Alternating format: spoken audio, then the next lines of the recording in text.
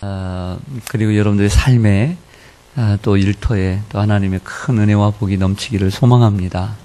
우리 어제 말씀 기억하면서 서로 인사하겠습니다. 그래도 하나님을 믿습니다. 그래도 하나님을 믿습니다. 네, 우리가 시련과 슬픔과 고난을 만났을지라도 나는 하나님을 믿습니다 라고 말했다라고 했습니다. 늘 하나님을 인정하고 하나님 믿는 여러분들 되시기를 간절히 소망합니다. 고린도전서 15장은 무슨 장으로 유명하죠? 부활장으로 유명합니다. 그럴 것이 그 내용이 전체 부활에 대한 내용을 갖고 있기 때문이죠. 예, 그런데 사도 바울이 고린도 교회 첫 번째 이 서신을 쓰면서 왜 이 부활에 대한 부활장을 써야만 했는가 생각해 볼 필요가 있습니다.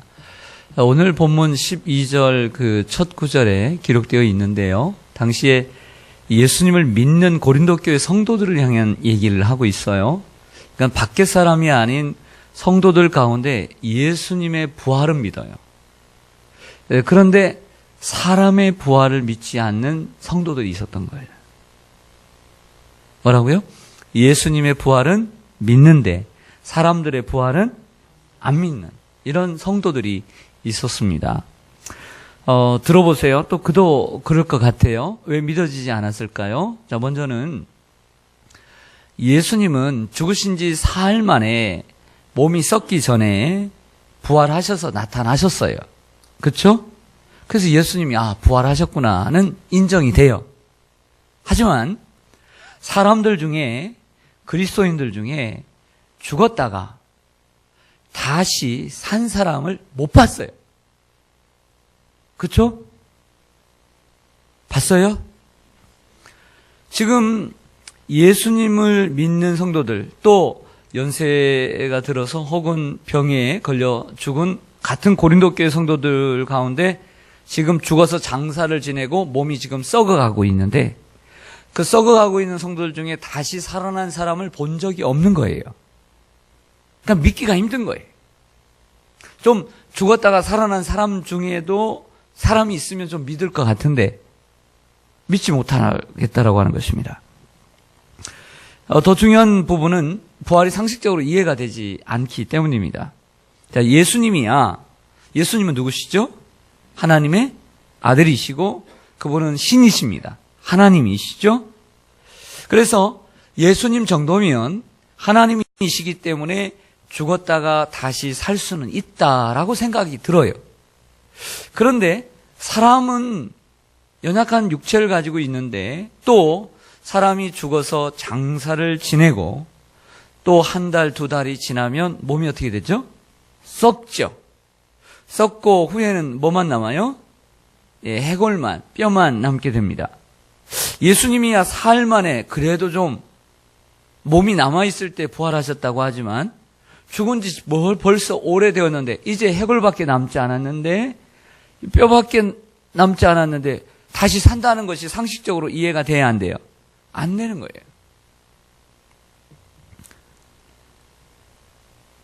그렇다면 이 사람들, 즉 부활을 믿지 않는 사람들은 예수님을 믿기는 믿는데 사람이 이 세상에서만 살고 새로운 세상, 천국과 지옥 내세가 없다고 믿는 사람들은 그러면 신앙생활을 왜 하는 것이고 뭘 믿고 신앙생활 하는 것인가에 대한 질문을 던질 필요가 있는 것이죠. 이 세상의 것이 다인데 왜 믿고 있느냐라고 하는 것입니다. 그것은 간단합니다. 기독교의 진리가 다른 종교의 진리보다 매력이 있기 때문입니다. 체계적이고 또 탁월하기 때문입니다. 또한 기독교의 진리를 자기의 하나의 사상으로서 믿고 따르기 때문이죠. 결국에 그들이 믿는 기독교는 하나의 사상으로 믿기 때문에 기독교는 그의 삶의 전부가 아닌 삶의 일부일 뿐입니다. 그러나 예수님은 이렇게 말씀하셨습니다. 내가 곧 길이요, 내가 곧 진리요, 내가 곧 생명이니 나로 말미암지 않고는 아버지께로 올 자가 없느니라 라고 말씀했어요. 영어 성경을 다 찾아봐도 이렇게 되어 있습니다. I am, 나는, 너, way 이렇게 얘기해요. the truth, the life. 이 the라고 하는 이 관사가 여러 의미들이 있지만 오늘 본문석에서 쓰인 그 관사의 의미는 세상의 그 어떤 수많은 것 가운데 오직 하나만 있다라고 하는 뜻을 가지고 있는 관사입니다. 예를 들어서 the sun, 하나밖에 없는 태양, the moon, 하나밖에 없는 달, the earth, 하나밖에 없는 지구, the world, 하나밖에 없는 세계를 가리킬 때 이 the를 쓰게 되는 것이죠. 여기에 예수님이 길이다라고 할 때 그냥 단순한 길이 아니라 the way, 정관사를 쓰고 있는데 이것은 하나밖에 없는 유일하다는 뜻입니다. 예수님은 유일한 길이요 진리요 생명이신 줄로 믿습니다. 여러분, 사람들이 왜 기독교를 싫어하죠? 그리고 왜 인터넷상에서 왜 이렇게 기독교 이렇게 하면서 싫어할까요? 이유는 간단합니다. 여러분들 마음속으로 지금 머릿속으로 생각하고 있는 것처럼 기독교는 자기밖에 모르는 독선적이고 독단적인 종교라고 생각하고 있기 때문이지요. 천주교나 불교나 다른 종교 사람들은 무속신앙을 가지고 있는 사람들도 이렇게 얘기합니다. 믿음을 가지고 있는 건 참 좋죠. 아무거나 믿어도 좋아요.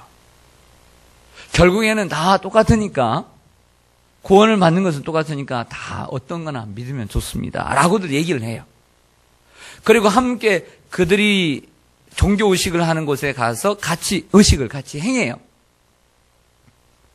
그리고 덕담도 같이 나눕니다. 그런데 기독교는 그렇지 않아요. 이 기독교인들은 자기만이 구원이 있다고 그래요. 자기만이 참된 종교라고 얘기를 합니다. 그러니까 사람들이 좋아하겠어요? 싫어하겠어요? 싫어하죠, 당연히. 그러나 여러분, 우리도 다른 종교들처럼 그렇게 얘기해야 될까요? 아니죠. 우리가 그렇게 얘기하는 이유는 뭘까요? 자신이 있기 때문입니다. 뭐가 있다고요? 자신이 있기 때문에, 자신이 있기 때문에. 여러분, 아닌 것을 아니다라고 말할 수는 없잖아요. 또 그런 것을 그렇지 않다. 진리인데 예수님 외에, 예수님을 믿는 것 외에는 구원받을 길이 없는데 다른 길도 있다라고 말할 수는 없잖아요. 그건 거짓을 말하는 거잖아요. 우리가 다른 거짓말을 해도 그런 거짓말 하면 안 되잖아요. 말이 좀 이상합니다. 다른 거짓말은 해도 되고 말은 이상한데 말이 전혀 이상할 필요가 없어요. 우리 여러분들 거짓말 해야 됩니까? 말아야 됩니까? 네? 여러분 중에 거짓말 안 하는 분 한번 손 들어보세요. 저밖에 없어요? 저만 거짓말장이네요. 세상에는 거짓말이 있어서 세상이 돌아가는 거예요. 네, 거짓말이. 네. 생각해 보세요. 우리가 살아가면서 참말만 하고 거짓말을 하나도 안 하고 살아가면 세상이 어떻게 될까요? 네? 각박해진다. 또요. 거짓말 안 하면, 주사님, 어떻게 될까요? 네. 난리 나죠, 난리 나. 난리 나는 거예요. 조금만 더 생각을 좀 깊이 해보세요. 거짓말을 안 하면, 안 하고 살면 난리 납니다. 그래서 우리는 매일매일 거짓말하고 살아가는 거예요. 네. 그 속에서 우리는 나름대로 고민을 할 필요가 있지만, 이런 거짓말을 해서는 안 되죠. 네. 오직 기독교에만 구원이 있는 줄로 믿습니다. 어제 기독신문을 보았더니요, 이런 기사가 있었어요. 여러분, 제주도의 지사가 이름이 누구죠? 지사. 네, 원희룡이라고 하는 분입니다. 아시죠? 이번에 이제 원희룡이라고 하는 그 지사님의 얘기가 올라왔는데, 그 제주도는 섬나라이기 때문에 전통 제례가 있다고 합니다. 때가 되면. 그런데 최근에 한라산에서 제례를 지내야 되고, 거기서 제례를 지내면서 앞에서 제사를 드리는 초헌관이라고 하는 역할을 전통적으로 지사가 해왔다는 거예요. 초헌관은 뭐 하는 거냐면은 제사를 드리는데 앞에서 술잔을 올리고 그 집례하는 그 주체가 되어야 되는 거죠. 근데 이 원희룡 지사가 기독교인이라네요. 기독교인이라는데 최근에 작년 12월에 그리고 이번 3월 달에도 2번이나 핑계를 대고, 핑계인지 진짜인지 모르지만 다른 업무 때문에 못 나갔다는 거예요. 그래서 한 번도 아니고 2번이니까 요즘 제주도가 시끌시끌하답니다. 이럴 수는 없다. 자기의 종교 때문에 나오지 않은 것이다 라고 요즘 비판을 하고 있다고 합니다. 원희룡 지사는 제주 중문교회 안수집사로 또 아버님 또한 그 중문교회, 제주 중문교회의 원로 장로님으로 계시다고 합니다. 자, 이 기사가 사실이라면 원희룡 지사는 분명한 신앙의 기초가 되어 있는 분이라고 저는 생각을 합니다. 많은 정치인들이 표심 때문에 종교는 생각지 않고 정치를 위해 자신의 종교를 파는 경우가 얼마나 많습니까? 그런데 이 원희룡 지사가 진정 자기의 신앙을 지키기 위해서 이런 행보를 했다면 참 존경에 마지 않을 수가 없는 것이죠. 아무리 지사라 하더라도 개인의 신앙의 자유를 억압하는 것은 헌법에 보장된 국민의 기본권을 무시하는 것이라고 할 수 있습니다. 만약에 여러분 앞에서 말씀드린 것처럼 이 원희룡 지사가 교회는 다니나 이러한 신앙을, 자기가 가지고 있는 신앙을 하나의 사상으로 생각하고 있다면, 그냥 교회를 다니는 사람으로 생각하고 있다면 얼마든지 제사 지낼 수 있고 얼마든지 절할 수 있지 않겠어요? 그렇죠? 전 그렇게 생각해요. 얼마든지 절하는 게 어렵습니까? 제사에 한번 정치인으로서 한번 다 같이 공적인 자리이고 그리고 제주도를 대표하는 자리인데 과거에도 다 그렇게 해왔는데 못할 게 뭐 있습니까? 그런데 원희룡 지사가 그러한 신앙을 하나의 사상이 아닌 삶의 전부로 생각했기 때문에 안 나가는 거죠. 여러분들에게 이러한 결단이 있기를 축원합니다. 다니엘과 사드락과 메삭과 야벳느고도 그렇게 살지 않았을까요? 네? 그렇게 살지 않았을까요? 그 이방의 나라에서. 이게 정말 우리가 부활을 믿는 사람들이라고 한다면, 그리고 부활의 신앙이 우리의 삶의 기초이고 우리의 삶의 중심이라고 한다면 우리 기독교 신앙을 지키고 살아가야 될 줄로 믿습니다. 고린도교회 성도들 중에 사람의 부활을 믿지 않는 가장 큰 이유가 또 있었습니다.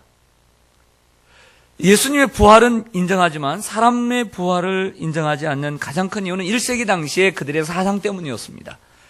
1세기 당시에 그들의 사상을 지배하고 있는 것은 그노시스라고 하는 이러한 주의가 있었습니다. 이 영지주의자들은 영은 귀해요. 영혼은 너무나 귀한 건데 육체는 악하다라고 보았습니다. 그래서 인생을 7, 80년 살아가는 데 있어서 육체를 가지고 사는 것도 괴롭고 힘든 일인데 죽어서까지 다시 육체가 부활한다는 것은 끔찍한 일인 거예요. 자, 이해가 되십니까? 사람이 가지고 있는 편견과 사람이 가지고 있는 고정관념은 무서운 거예요. 그들의 문화와 그들의 사상 속에는 이 영지주의의 사상이 가득했습니다. 그래서 육은 악하다. 육은 악하다. 부활을 하면 영혼은 부활할지라도 육체는 부활할 수 없다라고 하는 것이 그들의 주장입니다. 이러한 사상이 고린도 교회에 있는, 고린도는 또한 헬라이고 그리고 철학의 도시이기 때문에 더더욱 그런 생각을 가질 수 있었다라고 보는 것이죠. 이과계통이나 과학이나 생명과학, 화학이나 공학이나 이렇게 하는 사람들은 좀 믿음을 잘 갖지 못하는 것을 좀 보게 됩니다. 또 이 물리를, 이 천체 물리학을 공부하는 사람들은 믿는 사람들도 많이 있지만 많은 사람들이 또한 믿지 못하는 이유는 자기들이 배운 그 지식의 틀이, 사상이 창조론을 뛰어넘을 수 없기 때문입니다. 창조가 믿어지지 않는 거예요. 그럴 수 있습니다. 왜냐하면 자기가 가지고 있는 틀이 있기 때문에.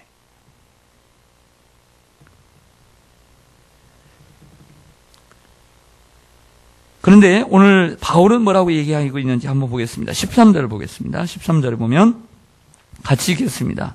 시작. 만일 죽은 자의 부활이 없으면 그리스도도 다시 살아나지 못하셨으리라. 아멘. 16절로 가보겠습니다. 시작. 만일 죽은 자가 다시 살아나는 일이 없으면 그리스도도 다시 살아나신 일이 없었을 터이요. 아멘. 글자 몇 개가 틀리지만 내용은 동일한 거예요. 바울이 얘기할 때 계속 반복되는 것. 우리 회장님께 오늘 읽어주셨는데 읽다가 보니까 우리가 듣다 보니까 어때요? 그 말이 그 말 같고 그 말이 그 말 같고 맞아요. 그 말이 그 말 같아요. 똑같은 얘기를 계속 반복하고 있는 것을 보게 됩니다. 사도 바울은 이렇게 얘기합니다. 만일 죽은 자의 부활이 없다면 그리스도 다시 살아나지 못했을 것이요 라고 얘기합니다. 자, 저를 보시죠. 자, 중요한 얘기를 하나 하겠어요. 자, 이 진리는 오늘 하나 꼭 알고 가셨으면 좋겠어요. 예수 그리스도의 부활은 믿지만 하나님의 아들이고 하나님이시니까 신이시니까 다시 부활할 수는 있다고 하지만 사람은 연약한 육체를 가지고 그리고 썩어 뼈밖에 안 나왔는데 어떻게 부활할 수 있느냐라고 하는 것이죠. 그래서 예수님의 부활은 믿고 사람들의 부활은 안 믿어지는 것이죠. 자, 이렇게 생각하기 때문입니다. 그러나 바울이 주장하는 것은 이런 거예요. 속내는 그 이면에 이런 진리가 있어요. 예수님이 부활하신 것은 하나님의 아들이시기 때문에 부활한 것이 아니에요. 그분이 완전한 사람이요 완전한 인간이시기 때문에 부활하신 거예요. 무슨 얘기냐면 예수님은 하나님으로서 부활하신 것이 아니라 인간의 몸을 입고 이 땅에 탄생하시고 인간의 몸을 입고 성장하시고 인간의 이 연약한 육체를 입고 죽으셨어요. 우리와 똑같은 사람이 부활했기 때문에 우리도 부활할 수 있다는 거예요. 자, 이해가 됩니까? 자, 이 중요한 진리, 이 한 가지만이라도 오늘 가지고 가셨으면 좋겠어요. 하나님의 아들이시기 때문에 부활한 것이 아니라 그분이 완전한 인간으로서 부활하셨다. 그러므로 우리도 부활할 수 있다. 오늘 이것을 얘기하는 거예요. 그래서 데살로니가전서 4장 14절에 우리가 예수께서 죽으셨다가 다시 살아나심을 믿을진데 이와 같이 예수 안에서 자는 자들도 하나님이 그와 함께 데리고 오시리라. 그 말씀하고 있습니다. 여러분 또한 부활이 우리의 신앙의 기초가 되어야 되는 이유는 14절에 기록되어 있습니다. 우리 같이 읽겠습니다. 14절. 14절입니다. 시작. 그리스도께서 만일 다시 살아나지 못하셨으면 우리가 전파하는 것도 헛것이요 또 너희의 믿음도 헛것이며 아멘. 여러분 생각해 보세요. 부활이 없다는 것은 이 세상 우리가 지금 살다가 죽는 것이 끝이라는 얘기죠. 그러니까 누가 제일 억울하겠어요? 그렇죠. 믿는 사람이. 또 바울의 입장에서는 우리가라고 했을 때 우리는 복음을 전하는 전도자들. 우리가. 바울은 목숨을 걸고 여러 고난을 겪고 복음을 전하고 있습니다. 근데 그러다가 죽었어요. 근데 내세도 없고 부활도 없고 상급도 없고 칭찬도 없어요. 억울할까요? 안 억울할까요? 억울하죠. 여러분 억울해요? 안 억울해요? 만약 부활이 없다면 왜 억울하죠? 오늘 새벽에 나왔기 때문에 억울하죠. 남들은 이 정말 깊이 잠들어 있어 꿀잠을 자고 있어야 될 이 시간에 피곤하고 잠도 못 자고 감기도 걸리고 콜록콜록 하면서 이렇게 나와 있으니 여러분들은 억울해요. 부활이 없으면. 집에서 자는 사람들은 지금 억울할 게 없어요. 억울할 게 뭐 있어요? 안 믿는 사람들은 억울할 게 뭐 있어요? 잘 것 다 자죠. 할 것 다 하죠. 다 하는데 억울할 게 뭐 있어요? 그 사람들. 자기 할 것 다 하고 사는데. 그 사람은 억울할 게 없는 거예요. 그러나 예수를 믿는다고 주일날도 쉬지도 못하고 아침 일찍부터 저녁까지 제대로 편한 쉴 자리가 있습니까? 쉼터가 있습니까? 또 새벽에 또 나오라네. 새벽에. 네. 새벽에. 아니 교회를 나와도 네. 여러분이 하는 게 한두 가지가 아니잖아요. 또 수요일날은 전도 나오라고 하죠. 전도하죠. 남에게 좋은 소리 못 듣지. 네. 내가 내 돈 내놓고 교사하고 성가대하고 봉사하는데 목사님은 뭐라 하지. 잠도 못 자고 나왔는데 목사님은 딱딱한 얘기만 했어야지. 뭐가 이게. 억울해요. 억울해요. 뭐가 없으면? 부활이 없다면, 뭐가 없다면, 천국이 없다면, 칭찬이 없다면, 상급이 없다면 얼마나 억울해요. 정말 억울해. 억울해 못 살아. 그런데 부활이 있고 천국이 있고 상급이 있고 할렐루야. 그것이 있으니 우리가 가장 행복한 사람이에요. 할렐루야. 이스라엘아 너는 행복한 사람이로다. 너와 같이 구원을 받은 자가 어디 있느냐. 할렐루야. 밖으로 이제 역으로 생각하면 우리가 가장 행복한 사람이고 저 세상의 사람들이 가장 불쌍한 사람인 줄로 믿습니다. 말씀을 맺겠습니다. 우리는 예수님의 부활이 있기 때문에 천국이 있고 내세가 있고 상급이 있기 때문에 우리는 가장 행복한 사람입니다. 내가 곧 부활이요 생명이니 나를 믿는 자는 죽어도 살겠고 무릇 살아서 나를 믿는 자는 영원히 죽지 아니하리라. 여러분, 그러므로 부활이 우리의 신앙의 기초요, 그리고 우리 신앙의 중심이요, 그리고 부활이 우리의 소망이 되어야 될 줄로 믿습니다. 행한 대로 갚아주시는 하나님의 은혜가 여러분들에게 있기를 간절히 소망합니다. 아멘. 기도하겠습니다.